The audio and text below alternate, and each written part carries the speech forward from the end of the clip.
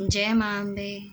कैसे हैं आप सब। आज का विषय है देवशयनी एकादशी या हरिशयन एकादशी। इस एकादशी से भगवान नारायण चतुर्मास के लिए विश्राम करते हैं अपने क्षीर सागर में।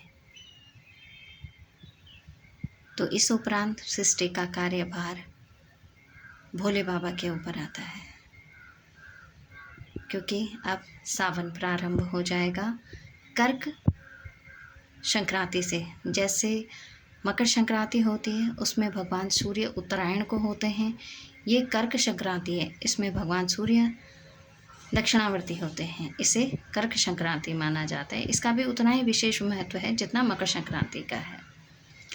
तो कर्क संक्रांति से सावन प्रारंभ हो जाता है और भगवान भोलेनाथ साक्षात सावन मास में यानी 1 माह के लिए पृथ्वी पर विराजमान होते हैं।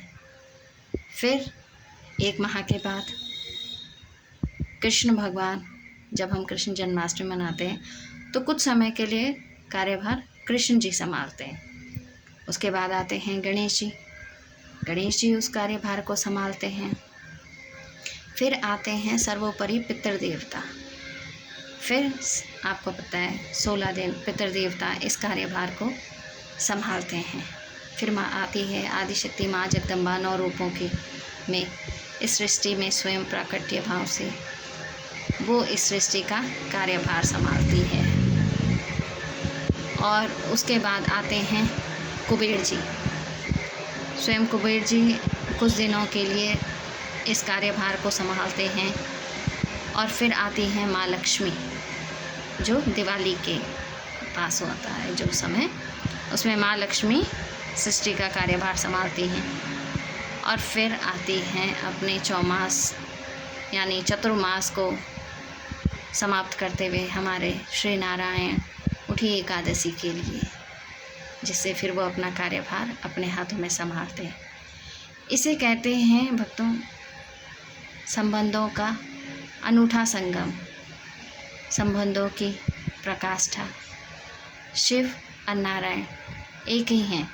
जो शिव को भजते हैं वो नारायण को स्वतः ही पा लेते हैं।